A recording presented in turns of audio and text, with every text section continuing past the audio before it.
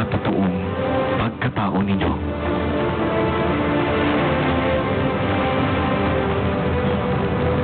Sa pagpasok mo sa aking bahay, tila isa kang bituing nagniningning at kumikislap. Ngunit ang bituing ito ay may dala rin kalungkutan.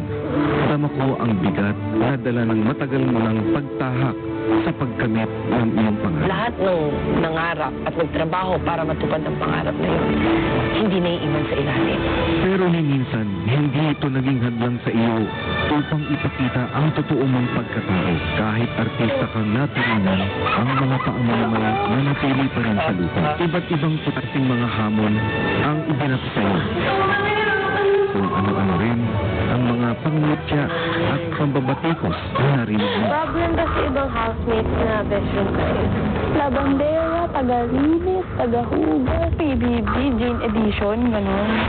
Malugod mo naman itong tinanggap at matapang mo itong hinarap at hindi ka sumuko sa laban. Mga kirkwit, imbes na gamitin ko sa para i-down yung sarili ko, hinamit ko na lang sa to motivate me even more. Nakita ko rin ang pagbabago mo mula sa isang paslit hanggang sa magmaganap na dalaga dito sa aking bahay. Dito ako nag-iitin sa bahay. Sabi ko, wow, YOLO! Yun ang YOLO! At sa pagbalik mo sa outside world, hangad ko lamang ng pumayag pagpa ang pagkislap mo bilang isang artista at higit sa lahat bilang isang tao. Sa ang House of the World, mga kati, Daniel Matsunaga. May tuturing kang isang prinsipe na maaaring tularan dahil sa pagkakabalot sa iyo ng mga magagandang imahe. Isang malakas na pangangatawan ng iyong pamantayan ng isang lalaki at sa pagtagal ng iyong pamamalago sa aking bahay. You gradually drop the perfect image you have to unfold your imperfections. Hindi ka nagmataas. Hinayaan mong marumihan ang iyong mga kamay sa mga gawaing bahay. Ginamit mo ang iyong lakas upang makatulong sa iba't ibang hamon na inyong hinarap. Sa kabila ng problemang kinaharap ng iyong malapit na kaibigan sa kanyang relasyon, ibinalang mo ang kanyang nararamdaman. Siyempre, I have to give respect to others. The most important is to give respect to myself. At sa ipinakita mo man na ikaw ay kasintigas ng isang bato, hindi ka nahiyang ipakita ang kalambutan ng iyong puso. Ang isang katulad mo ay marunong din umiyak.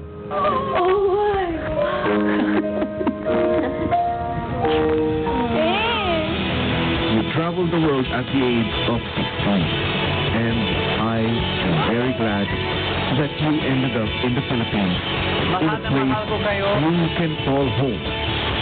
Dito sa aking bahay. Ang lady mahinhin ng Negros Occidental, Becky! Vicky, ikaw ang pinakatahimik na housemate na tumira sa aking bahay. Pero sa pagdaan ng mga araw, ang maamo ng mukha ay lumiwanag at unti-unting lumisap. Binuksan mo ang iyong mga pintuan upang tanggapin at makilala ang iyong mga kasama. Hindi mo ikinahiya ang sitwasyon ng iyong pamilya. Bagkus, ito pa ang nagbigay sa iyo ng inspirasyon na lumaban sa mga hamon ng buhay. Sa likod ng maamo ng mukha ay sintibay mo ang isang bato. Ipinakita mo rin kung gaano katatag ang iyong kalooban sa pagharap sa katotohanan. Sana po hindi pa po uli yung lahat. Tapos kahit ako na lang po yung babawi sa lahat na nangyari, ako na lang po yung babawi kay Daddy. At damanas ka man ng problema sa relasyon ninyong magkasintahan, pinatunayan mo ang iyong pagmamahal sa kanya ay tapat at hindi magmamaliw.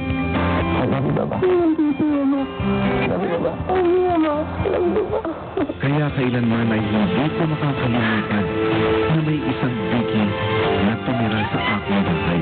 Ang Vicky na namukadkad ang ganda ng pagkatao sa pagdaan ng panahon na siyang humalina sa taong bayan. Ang singing sunshine ng Davao, Maris! Sa pagpasok mo sa aking bahay, bitbit mo ang iyong positibong pananaw at nakakahawang ngiti. Ang iyong musika ang nagdala ng kasiyahan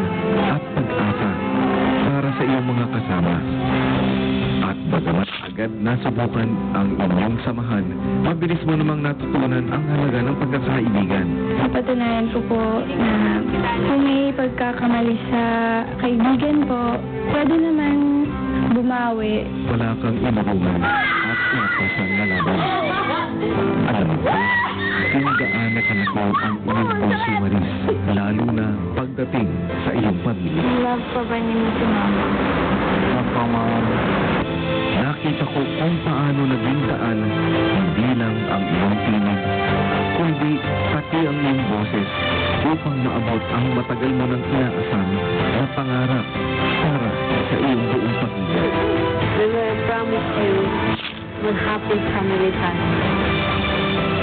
At sa pagbalik mo sa outside world at sa pagharap sa panibagong mundo na nag-aantay para sa iyo, hangad ko na patuloy mong abutin ang iyong mga pangarap tulad ng himig at pag-asa at saya na ipinaabot mo sa aming lahat.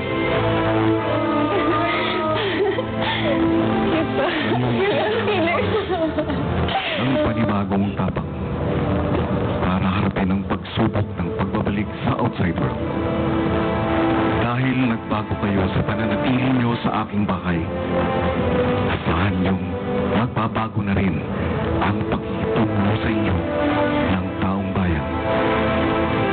Dahil kayo na yun ay isang team, isang regular na tao, at 2 celebrities na kinikilala na ng sambayanan bilang bagong huwaran ng katapangan at katatagan. Matapang kayong pumasok ng aking bahay. Mas matapang nyo na ngayong bitbitin ang mga aral na nakuha sa inyong paglabas. Maris,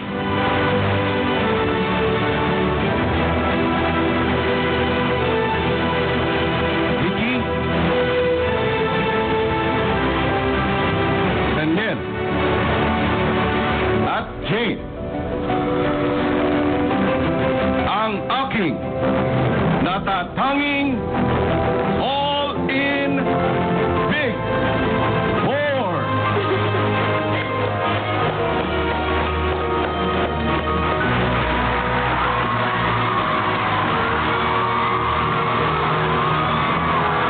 Sabi bro, goosebumps. Bakit?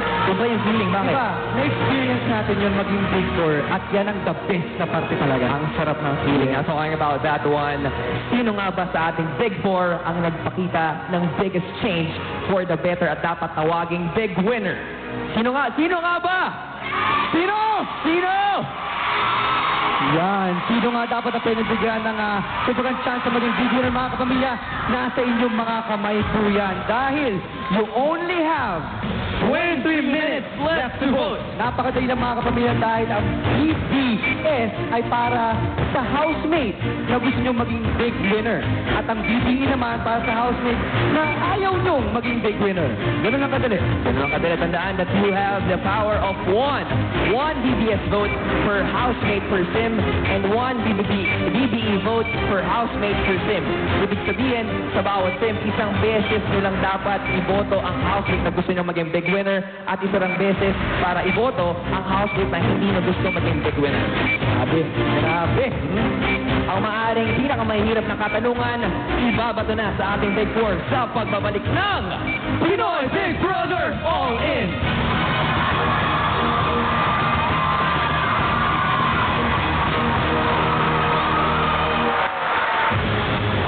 Si Jane ba ang nagpakatotoo ng all-in at ang dapat tanghaling PBB all-in big winner? Suportahan ka, anak. Abdakan di puso kang gana-ingana and dahil PBB. Si Jane ang dapat na manalo at PBB all-in big winner dahil magaling siya, idol siya ng mga kabataan. Para iligtas ang paborito mong si Jane, just text BBS Jane. Para i-ibig o ayaw kay Jane bilang big winner, just text BBE Jane. Please send ito sa 231 para sa mga Smart and Talk and Text subscribers at 2331 naman para sa mga Globe, TM, Sun Cellular at ABS-CBN Mobile subscribers.